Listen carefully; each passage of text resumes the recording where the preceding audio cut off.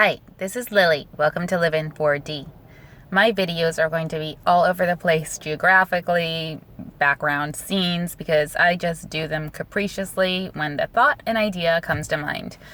I'm just not one of those types of people who can sit in front of a nice book display in the background and go to town with it. I'm just a kind of fly kind of girl. Anyway, so today what I want to educate you about with respect to therapy is that being a licensed professional who can diagnose clinically people with DSM-5 disorders, I really prefer not to do that.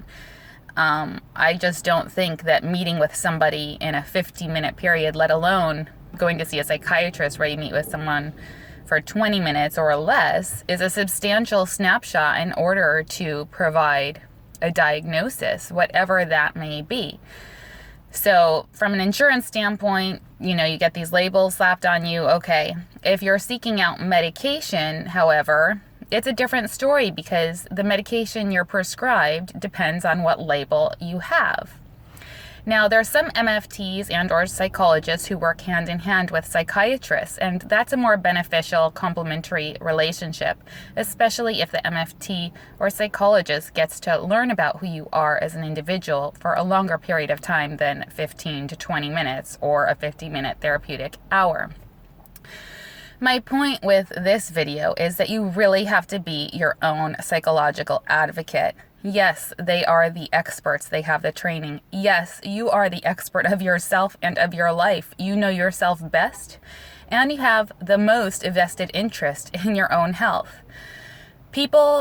Professionals in the field see 8 clients a day, 10 clients a day. Some psychiatrists see 20 clients a day if they're on major insurance panels.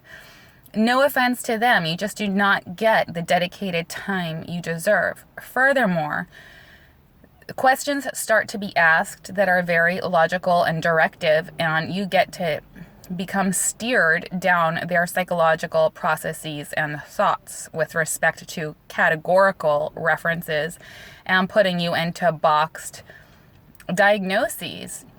And they are familiar or become familiar due to no fault of their own, but as we all become familiar with our routines and our things that we gravitate toward, there are certain go-to drugs that they're more comfortable working with than others. And so do your own research when you are seeking out psychological and or psychiatric diagnostics.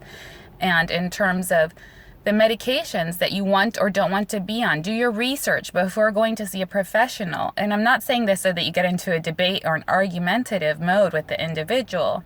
But the more you know, the more educated you are, the more you are in control of your own mental health. And again, who is the best advocate and who cares about you the most? You do.